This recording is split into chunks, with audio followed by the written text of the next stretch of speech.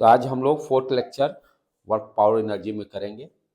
First second third lectures जरूर आप लोग सारे देख लीजिए, तभी फोर्थ लेक्चर्स को हम लोग अच्छी तरह से अंडरस्टैंड कर पाएंगे। फर्स्ट लेक्चर्स में हम लोग फंडामेंटल्स के बाद कॉन्सेप्ट डेवलप किए हैं, how to define the work. उसमें बेसिकली हम लोग देखें कोई भी वर्क डिफाइंड होने के लिए हमें फोर्स और डिस्प्लेसमेंट दोनों चाहिए। जब भी वर्क पूछा जाएगा तो आपको क्या ध्यान देना है, हर लेक्चर में मैं बोल रहा हूँ किस फोर्स के कारण वर्क डन निकालना है। दैट इज पूरे चैप्टर का यही मेन थीम है। कौन सा, क्योंकि बॉड किसी भी और सिस्टम पे बहुत सारे फोर्सेज लग रहे हैं, तो किस फोर्स के कारण वर्क डन निकालना है और उस सिस्टम का डिस्प्लेसमेंट क्या हो रहा है, ये दोनों चीजें हम लोग को ध्यान देने की बात है। तो वहां पर वर्क में हम लोग क्या, एक दूसरी इंपॉर्टेंट पॉइंट है, क्योंकि 11th के स्टूडेंट हैं, हमेशा ये भी ध्यान रखना जरूरी है कि स्केलर क्वांटिटी होती है। तो वर्क इक्वल टू हम लोग 11th में जो सीखे हैं एफ डॉट डिस्प्लेसमेंट, या डी या एस लिख सकते हैं। मैग्नीट्यूड के टर्म में हम लोग क्या लिखे हैं, mod S mod F mod S, यदि एस डिस्प्लेसमेंट लेते हैं, and cos theta, theta is the angle between displacement and force vector, right. उसके बाद हम लोग उस पर कुछ प्रॉब्लम्स को भी सॉल्व किए हैं, राइट। नेक्स्ट अब क्या देखना है कि यदि फोर्स वेरिएबल हो, यदि फोर्स वेरिएबल हो, then how to find out work done by given force. अभी तक क्या था, आपका फोर्स कांस्टेंट था, डिस्प्लेसमेंट भी कांस्टेंट था, राइट। लेकिन अब हम लोग क्या कर रहे हैं, ये आज के लेक्चर्स में हम क्या दिखाई ध्यान देंगे कि फोर्स वेरिएबल है, यानी फोर्स चेंज कर रहा है। सम पैरामीटर्स जो एक्स कोऑर्डिनेट्स हम लोग डिफाइन करेंगे, राइट। तो यदि फोर्स वेरिएबल होगा, then how to find out work done. हम ऑलरेडी फर्स्ट चैप्टर में मोशन वाला में इनफॉर्म मोशन जहां पढ़े हम लोग, मोशन इन स्ट्रेट लाइन, वहां पर हम लोग इंटीग्रेशन का कॉन्सेप्ट यूज किए थे। यदि मान लीजिए आपका वेलोसिटी वैरी कर रहा है, देन कैसे क्या करेंगे, इंटीग्रेशन का कॉन्सेप्ट यूज करते हैं। यहाँ भी उसी तरह से इंटीग्रेशन के कॉन्सेप्ट को यूज करके वर्क डन निकालेंगे। क्या कॉन्सेप्ट है अपना, यदि फोर्स वेरिएबल हो गया देन हाउ टू डिफाइन। यदि फोर्स वेरिएबल नहीं था तो हम लोग क्या जानते थे, वर्क डन।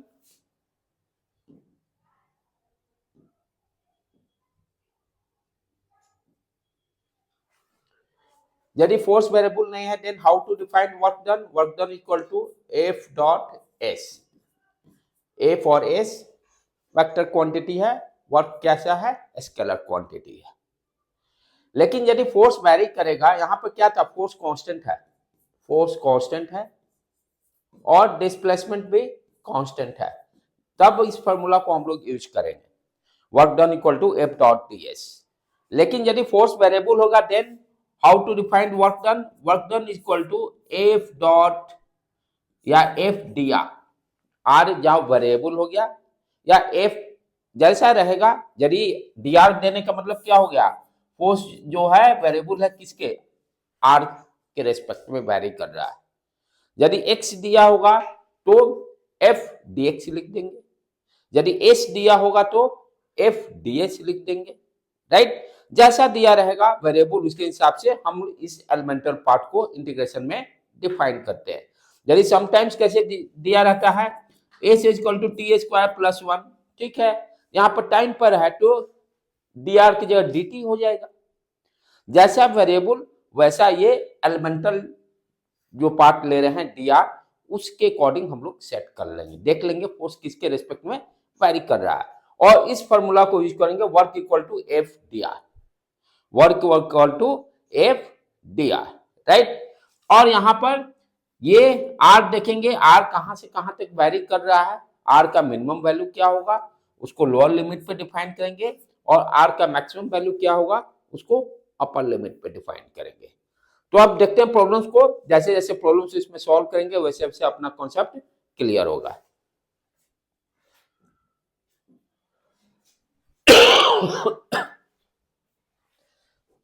जैसे ये प्रॉब्लम्स क्या दिया हुआ, the work done by the force, work done by the force क्या दिया हुआ, force F equal to -6x³ I cap. Force दिया हुआ x के रिस्पेक्ट में ये फोर्स वैरी कर रहा है, F equal to -6x³ I cap, ठीक है। In displacing a particle x, x कहां से कहां वैरी कर रहा है, x vary from 4 to -2, x vary from 4 to -2, x कहां से कहां वैरी कर रहा है, the work done by the force is given is displacing from, कहां से डिस्प्लेस हो रहा है, 4 से लेकर -2 तक, ध्यान देना है। तो यहाँ पर 4 क्या होगा, लोअर लिमिट, और -2 क्या होगा, अपर लिमिट। ये ध्यान देने की, इसे लैंग्वेज को ध्यान देने की जरूरत है, राइट। अब यहाँ पर हमें क्या कॉन्सेप्ट यूज करना पड़ेगा, फॉर्मूला, क्योंकि अब dr की जगह पे यहाँ पे क्या है, x, what you can write, work done equal to f dx, work done equal to f dx, right. अब लोअर लिमिट क्या हो गया 4 और अपर लिमिट दिया है -2, 4 -2, राइट, द वैल्यू 4 -2 -6x, यहां पर ध्यान देने का है, ये आई कैप कहने का मतलब ये x डायरेक्शन में दिया हुआ है, राइट। तो 4x³ dx। अब यहां पर एक कॉन्सेप्ट डेवलप करने की जरूरत है, बच्चों को कंफ्यूजन होती है क्या, ध्यान से समझो बेटे। यहां पर एक्चुअल फॉर्मूला अपना क्या है, f डॉट ds, डॉट लगा हुआ है यहां पर। अब आपको सर यहां डॉट गया कहां, डॉट गया कहां, यदि गया तो यानी उस कहने का मतलब एंगल जो होगा cos 01 होगा, तो उस चीज को आप ध्यान से यहां समझिए, डॉट कहां पर, हम लोग कैसे इसको हटा रहे हैं। फोर्स का डायरेक्शन क्या है, x डायरेक्शन में, आई कैप दिया हुआ, फोर्स का डायरेक्शन क्या है, x डायरेक्शन में, ठीक है। और डिस्प्लेसमेंट किस डायरेक्शन में हो रहा है, वो भी x डायरेक्शन में, dx ले रहे हैं ना, तो फोर्स और डिस्प्लेसमेंट दोनों का डायरेक्शन क्या है, सेम है, तो एंगल क्या होगा, 0 हो गया, cos 0। तो एक्चुअल फॉर्मूला तो अपना रहेगा f डॉट dx ही, लेकिन ये हुआ क्या, ध्यान से समझो, 4 टू -2 मैग्नीट्यूड ले लिए फोर्स का, डिस्प्लेसमेंट ये, और cos 0, क्योंकि angle between displacement dx and force that is equal to, दोनों के बीच का एंगल 0 डिग्री है, तो cos 0 1 हो गया, इसीलिए हम लोग डायरेक्टली f dx लिख दिए। लेकिन रियल फॉर्मूला क्या होगा, f डॉट dr, रियल में फॉर्मूला क्या होगा, जो कि कॉन्सेप्ट उसको नहीं हटा सकते हैं। हाँ, अब कैसे, अब इसी में मान लो ये फोर्स दो वेरिएबल दे देता, y, चाहे y डायरेक्शन में दे देता, चाहे y देता, तो उसके हिसाब से फिर लिखते हम लोग, तो उसमें फिर डॉट प्रोडक्ट करके पूरा इंटीग्रेशन हम लोग को करना पड़ता, वो टीडीएस एडवांस के प्रॉब्लम के लिए हो जाएगा, advance problem force double variable दे देगा, पूरा मैथमेटिक्स फिर आ जाएगा। चलो आ जाए, कम टू द पॉइंट। तो ये तो यहाँ ये कंफ्यूजन आपका दूर हो गया कि f डॉट dx गया, डॉट गया कहाँ, क्योंकि फोर्स और डिस्प्लेसमेंट के बीच का एंगल क्या है, 0 डिग्री है, तो cos 0 1 हो गया, इसलिए we can write f dx simply. अब इसको सिंपली करना क्या है, इंटीग्रेशन करना, कुछ रहा नहीं इसमें प्रॉब्लम में, माइनस को बाहर निकाल लीजिए, -6 कांस्टेंट हो गया, 4 टू -2 x³ dx, x³ का इंटीग्रेशन फॉर्मूला हम लोग 11th के लिए बच्चों के लिए हम लोग क्या जानते हैं, x का power n dx equal to x का power n plus 1 divided by n plus 1, यहाँ n क्या है, 3 है, तो इंटीग्रेशन क्या हो गया बेटे, -6 x का पावर 4 डिवाइडेड बाई 4, और लिमिट पुट करके आप वैल्यू निकाल लीजिए, तो हम लोग को मिलेगा 360 जूल। इस तरह से अपर लिमिट पुट करेंगे, पहले -2 पुट करेंगे, -2 का होल का पावर 4 को भी बाहर निकाल लीजिए, और फिर 4 को पुट करके वैल्यू कैलकुलेट कर लेंगे। तो इस तरह से यदि फोर्स वेरिएबल रहेगा तो हम लोग वर्क डन निकालेंगे, सिंपली इंटीग्रेशन मैथमेटिक्स है, कॉन्सेप्ट तो वही रहेगा अपना। आगे बढ़े हम लोग, हाँ, अब ये हो गया प्रोसेस, जो पिछला जो प्रॉब्लम था वो हम लोग मैथमेटिक्स को यूज करके वर्क डन निकाल लिए, इंटीग्रेशन को कॉन्सेप्ट को यूज करके। अब दूसरी चीज क्या ध्यान यहां देना है, फोर्स वेरिएबल है, राइट। अब ग्राफिकल अप्रोच से कैसे निकालेंगे work done, how to find the work done by graphical approach. अब यहां पर देखिए आपको जो फोर्स और डिस्प्लेसमेंट के बीच में कर्व में ग्राफ दिया हुआ है। फोर्स, अब मैथमेटिक्स फोर्स का फॉर्मूला नहीं दिया, फोर्स कितना है किसके रेस्पेक्ट। अब ये ग्राफ को देखकर आपको वर्क डन निकालना है। और इस ग्राफ में आप देखिए हर जगह क्या है, जैसे जैसे आर का वैल्यू चेंज हो रहा है फोर्स का वैल्यू चेंज हो रहा है। यानी ये जो फोर्स है किस पर डिपेंडेंट है, आर पर है। आर का वैल्यू चेंज करने के कारण फोर्स का चेंज हो रहा है। तो ये आपका देख रहे हैं आपका यहां पर ये फोर्स का ये कर्व दिखाई दे रहा है। तो ऐसे ये है क्या बेसिकली, ये भी तो इंटीग्रेशन ही है। यहां पर आप क्या करते हैं, कोई D R elemental part consider करते हैं, फोर्स का वैल्यू इसके ड्यूरेशन में देखते हैं कांस्टेंट रहेगा, तो एफ डॉट डी आर यहां भी वही काम कर रहे हैं। इंटीग्रेशन के कॉन्सेप्ट हम लोग क्या देते हैं, किसी भी रेंज में दिया रहेगा उसके बीच का इंटरवल को डी आर को कंसीडर करके और इस छोटे से पार्ट का इंटीग्रेट करते हैं और लिमिट जब पुट करेंगे तो पूरे रेंज का ये सारा एरिया मुझे मिल जाएगा। ये साइज कर्व का, यानी ये कर्व जो फोर्स जो है यहाँ पर फोर्स इज वेरिएबल, फोर्स जो है का कर्व कोई स्ट्रेट लाइन नहीं है, कोई फिक्स नहीं है। जब फिक्स रहेगा तो हम लोग का काम आसान हो जाएगा। तो हम लोग कर क्या करें, इस कर्व के द्वारा एक्स एक्सिस से कितना एरिया इंक्लोज्ड है, इस कर्व के द्वारा एक्स एक्सिस से कैसे करेंगे, इस कर्व से परपेंडिकुलर लाइन इस पर ड्रॉ करेंगे एक्स एक्सिस पे, अपर लिमिट का भी ड्रॉ करेंगे और area enclose by the curve निकालेंगे। वो क्या देगा, work done by this force. तो पिछले और इस प्रॉब्लम में डिफरेंस क्या है, पिछले में फोर्स का फॉर्मूला दिया, फोर्स का दिया रहता था force equal to X cube plus X extra से मैथमेटिकल। अब इसका यदि ग्राफ हम ड्रॉ, अब इसका ये ग्राफ दे दिया है, ग्राफ से कैसे हम लोग वर्क डन निकालेंगे। तो कॉन्सेप्ट क्या है, area enclose by the curve निकाल लेना है और वो क्या देगा, वर्क डन बाय फोर्स। अब जैसे इस एग्जांपल में देखिए यहां आसान है, यहां पर ये जो फोर्स का, यहां भी देखिए फोर्स का ये कर्व दिया हुआ है, फोर्स कैसे कैसे वैरी कर रहा है, स्ट्रेट लाइन है। अब क्या करेंगे, area enclosed by this curve. अब ये यहां से परपेंडिकुलर लाइन ड्रॉ किए, यहां पर ये देखिए एक ट्रायंगल बन गया, इसका एरिया निकाल लिए A1। फिर ये क्या कर देख रहे हैं, नेगेटिव साइड में चला गया, एरिया A2 निकाल लिए। ध्यान देने के बाद क्या है कि यहां पे देखिए इसके A1 एरिया में फोर्स क्या है, पॉजिटिव है।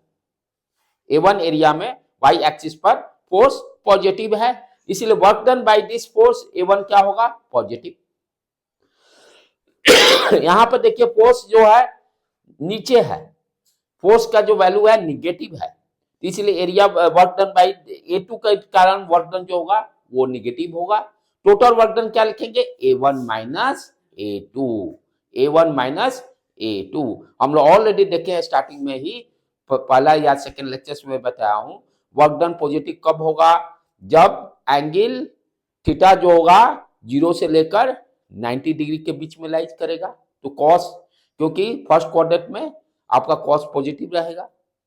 निगेटिव कब होता है, जब थीटा आपका वैरी करता है 90 से लेकर 180 के बीच में, क्योंकि वहां पर साइन सेकंड क्वाड्रेंट में साइन पॉजिटिव होता है, कॉस निगेटिव, तो कॉस निगेटिव होने के कारण वर्क डन निगेटिव होगा। ऐसे भी हम लोग क्या देखते हैं, यदि फोर्स और डिस्प्लेसमेंट दोनों सेम डायरेक्शन में रहेंगे तो work done positive, opposite direction में रहेंगे वर्क डन निगेटिव। यहाँ पे देखिए फोर्स आपका निगेटिव डायरेक्शन में है और एक्स आर पॉजिटिव है, वर्क डन निगेटिव होगा। जहां वर्क डन निगेटिव होगा तो वहां पर माइनस साइन डालेंगे। इस कॉन्सेप्ट को ध्यान देना, बहुत ही इंपॉर्टेंट कॉन्सेप्ट है। चलो आगे बढ़े बेटे।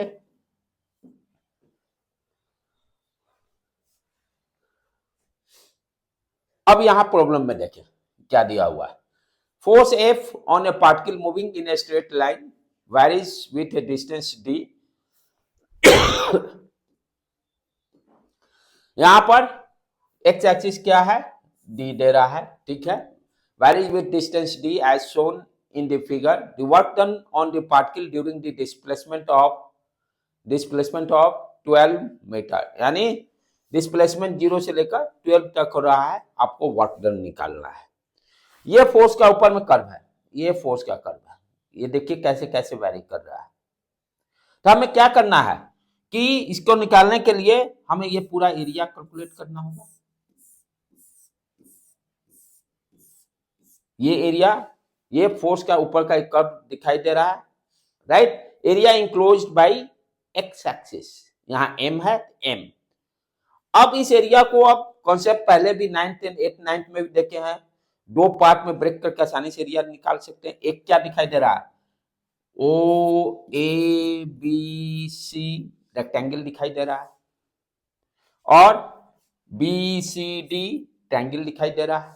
तो रेक्टेंगल का एरिया और ट्रायंगल का एरिया निकालकर यहाँ पर देखिए फोर्स पॉजिटिव है दोनों केसेस में, तो दोनों के द्वारा जो एरिया होगा वो पॉजिटिव लेंगे, वर्क डन पॉजिटिव होगा। तो ये देखिए विड्थ कितना गया, 7 में से 3 गया 4 और हाइट 2, तो 4 इंटू 2 8।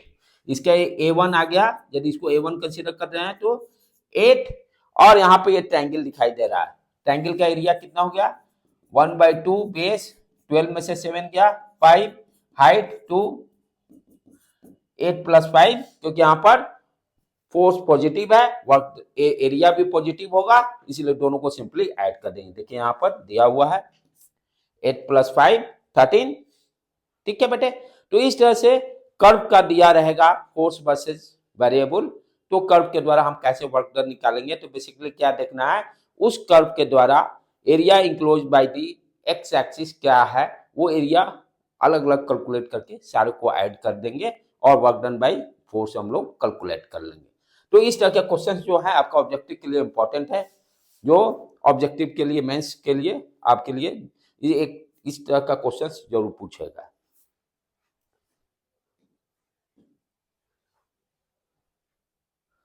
अब यहां भी देखिए और कॉन्सेप्ट क्लियर है, अच्छा प्रॉब्लम है। यहां पर देखो क्या दिया बेटे, the figure show that the force versus x, graph दिया हुआ of a body, F is the force applied on the x is the distance by the distance covered by the body along a straight line path, given that f is in Newton and x in meter, what is the work done। यहां पर आप देखिए curve कैसा दिया हुआ है, ये इस तरह से गया,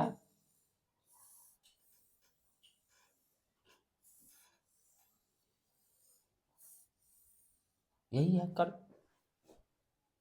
राइट। तो हम क्या करेंगे, सबको पहले अलग अलग में, जैसे A1 यहां डिवाइड कर दिया, यहां A2 कर दिए, A3।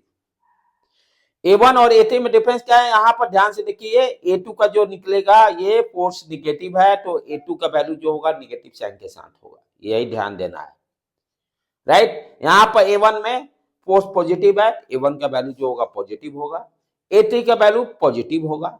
सिंपली रेक्टेंगल दिखाई दे रहा है, तीनों का एरिया कैलकुलेट कर लेंगे और एडिशन कर देंगे। A1 का क्या होगा, विड्थ क्या दिखाई दे रहा है, 2 में से 1 गया 1, हाइट कितना है 10, तो A1 का वैल्यू 10 हो गया। A2 का चले देखे बेटे कितना है -10, ठीक है। A2 equal to negative sign, क्योंकि फोर्स निगेटिव है, तो 10 इंटू 1 का ही विड्थ दिया है 10। A3 का देखें 10 और 1 विड्थ दिया हुआ, A3 10, तीनों को ऐड कर देंगे, 10 - 10 + 10, एक उड़ जाएगा, बच जाएगा 10 जूल। इस तरह से हम लोग कॉन्सेप्ट को यूज करके प्रॉब्लम को आसानी से सॉल्व कर लेंगे, राइट। आगे बढ़े हम लोग।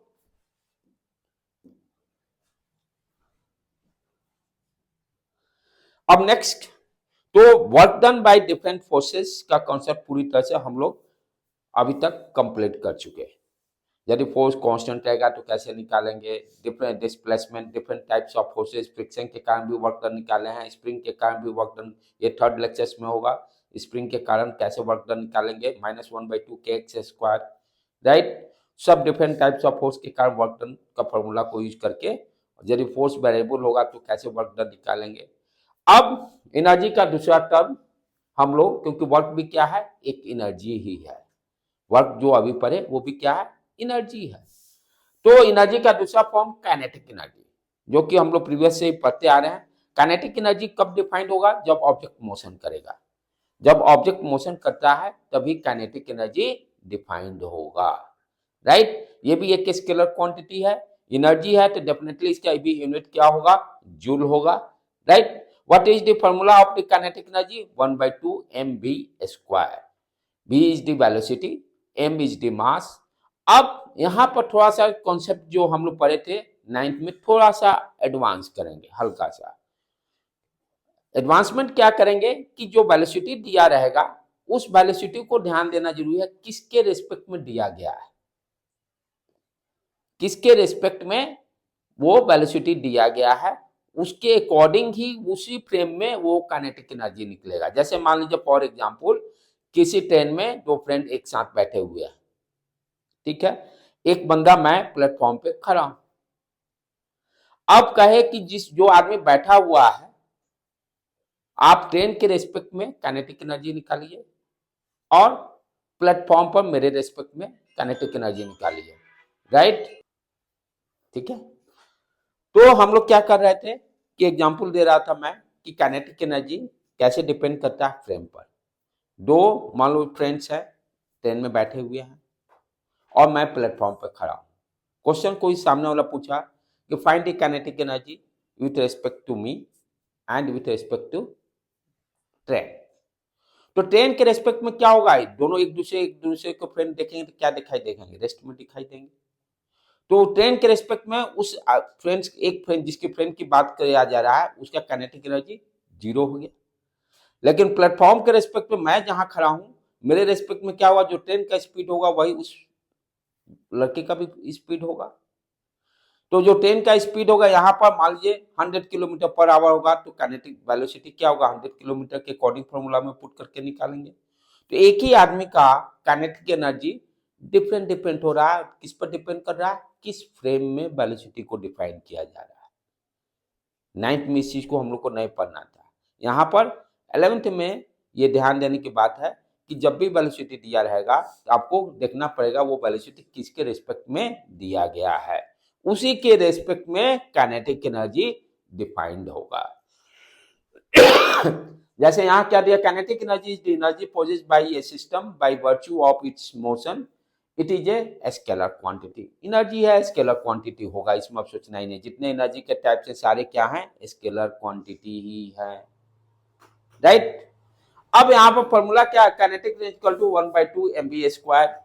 हाँ, के क्या हो गया, काइनेटिक एनर्जी हो गया, एम मास हो गया, बी वेलोसिटी हो गया। जो चीजें मैं एक्सप्लेन किया यार ध्यान से देखिए। B is the frame dependent, velocity किस पर डिपेंड करेगा, फ्रेम पर डिपेंड करेगा, किस फ्रेम पर किसके रेस्पेक्ट में वेलोसिटी बताया जा रहा है, जिसके रेस्पेक्ट में बताया जाएगा उसी के अकॉर्डिंग काइनेटिक एनर्जी भी डिफाइंड होगा। तो यही पॉइंट ध्यान देना है कि काइनेटिक एनर्जी में यहाँ क्या ध्यान देंगे हम लोग कि 1/2 mv² यूनिट, इसका भी जूल रखेंगे, राइट बेटे। नेक्स्ट आगे बढ़े हम लोग।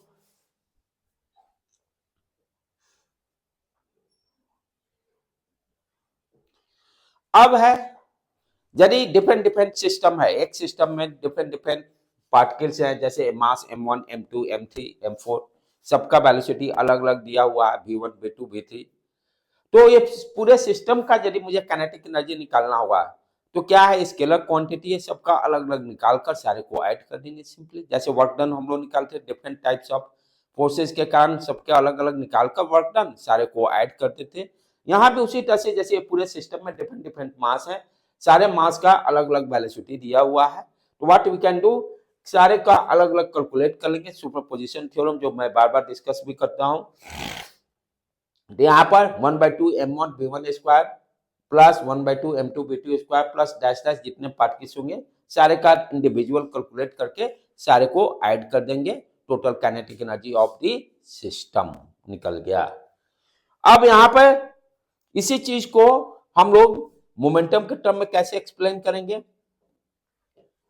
क्योंकि मोमेंटम हम लोग क्या जानते हैं, P = mv, ठीक है।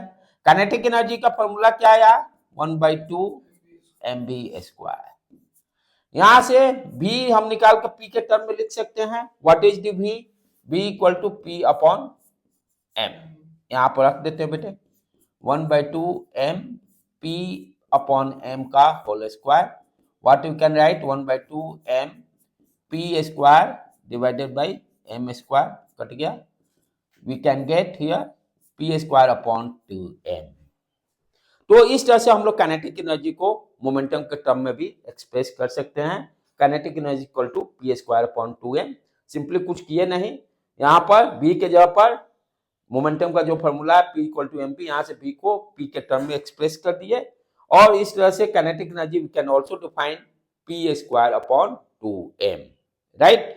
और यहां पर जैसे ये दिया हुआ है और what we can write, P बराबर क्या लिखेंगे, 2m को इधर मल्टीप्लाई कर दीजिए स्क्वायर रूट 2m के। इसको भी ध्यान है, रटने की इसकी कोई जरूरत नहीं है, सिंपली कॉन्सेप्ट को अंडरस्टैंड कीजिए।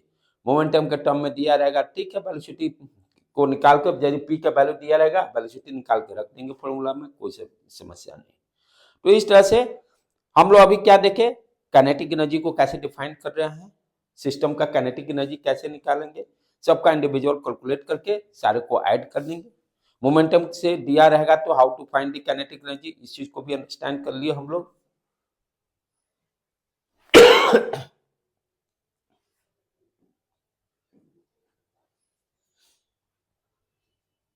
अब ये बहुत आसान प्रॉब्लम है, लेकिन बोर्ड के लिए भी इंपॉर्टेंट, बोर्ड एग्जाम के लिए आसान नहीं है, राइट। क्या दिया हुआ, इफ द काइनेटिक एनर्जी, चाहे मेंस के लिए ऑब्जेक्टिव में दे सकता है, नो प्रॉब्लम, आसान है, एक नंबर सिंगल मार्क्स में। If the kinetic energy of the body is increase by 300%, then percentage change in momentum निकालना है। क्या दिया हुआ है, काइनेटिक एनर्जी इंक्रीज कर रहा है, काइनेटिक एनर्जी कितना k है, तो k से कितना इंक्रीज कर गया, k का ऑफ 300%, यही चीज है, मैथमेटिक्स यहां भी है। इनिशियल काइनेटिक एनर्जी k है और इंक्रीज किया कितना, इंक्रीजेज बाय k प्लस 300%, तो k प्लस 300% कितना हो गया, k इंटू 300 डिवाइडेड बाई 100, यही परसेंटेज इसी तरह से कैलकुलेट करते हैं 3k। इसी चीज को यहाँ पे देखिए ध्यान से, जो इंक्रीज क्या है कर रहा है, पहले k था, k से k plus 300% of k, 300% of k कितना आया 3k, इसका वैल्यू पहले से k था, k प्लस 3k, अब कितना हो गया 4k, 3k plus 3k 4k हो गया। पहले k था 300% इंक्रीज करने का मतलब अब काइनेटिक एनर्जी कितना हो गया 4 टाइम्स ऑफ द k, ये अपना प्योर मैथमेटिक्स हो गया, ठीक है। हमें पूछ क्या रहा है, then percentage change in momentum, यानी फाइनल इनिशियल मोमेंटम और फाइनल मोमेंटम निकालना हुआ। तो इनिशियल मोमेंटम यदि k है, k दिया हुआ है, तो अभी हम लोग देखें ना p स्क्वायर अपॉन 2m आया formula, what is the value p का वैल्यू कितना हो गया स्क्वायर रूट 2mk, राइट, ये इनिशियल हो गया। और फाइनल कितना हो गया 4k हो गया है ना, फाइनल 2m 4k जो इंक्रीज किया है, राइट। तो कितना इंक्रीज किया, करने का हम लोग कैसे निकालेंगे, pf डिवाइडेड बाई pi, दोनों को डिवाइड कर दीजिए, 8 mk divided by square root 2mk, mk उड़ गया 4, यानी ऊपर में 2 आ गया। यदि pf इक्वल टू 2pi, यदि pi की जगह पे यहाँ पे p लिया हुआ है, राइट, तो कितना मोमेंटम इंक्रीज किया 2p। अब change in momentum, final momentum minus initial momentum divided by p, 2p minus p divided by p, cut के p कट गया, यानी 100%। ये ऑब्जेक्टिव क्वेश्चन के लिए, बोर्ड एग्जाम हो चाहे मेंस के लिए भी क्वेश्चन, ये इसको दोबारा आप लोग बना लीजिएगा बेटे।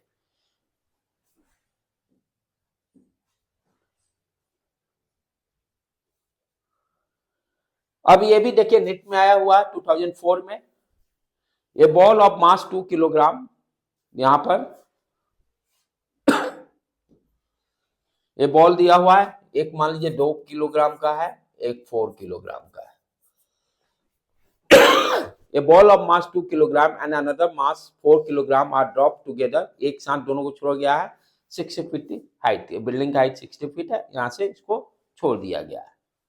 After a fall of 30 feet fall करता है, 30 feet each towards the earth की तरफ, देयर रिस्पेक्टिव काइनेटिक एनर्जी, अब ये काइनेटिक एनर्जी दोनों का निकालना है, काइनेटिक एनर्जी दोनों का निकालना है, ठीक है। जस्ट काइनेटिक एनर्जी इंडिविजुअल निकाल लेंगे पहले, 1/2 mv स्क्वायर, ठीक है। यहां पर और दूसरे का भी काइनेटिक। देखिए यहाँ पर मास दिया है ना, एक का 2 है एंड 4 है, यहाँ पर 2 रख दिए, यहाँ पर 4 रख दिए। इनिशियल काइनेटिक एनर्जी यही है। दोनों का रेशियो क्या होगा, डिवाइड कर देंगे, 1:2 आ जाएगा। अब यहाँ पर 30 फीट पे वेलोसिटी निकाल लेंगे। Formula equation of motion, B square equal to E square plus 2gh, right. दोनों का वेलोसिटी निकालकर उसका फिर काइनेटिक एनर्जी निकालकर दोनों को डिवाइड करके हम लोग इसको फाइंड हो, ये होमवर्क रहेगा, असाइनमेंट रहेगा। ठीक है बेटे, आज यहीं पे क्लास को क्लोज करते हैं। Thank you to all of you.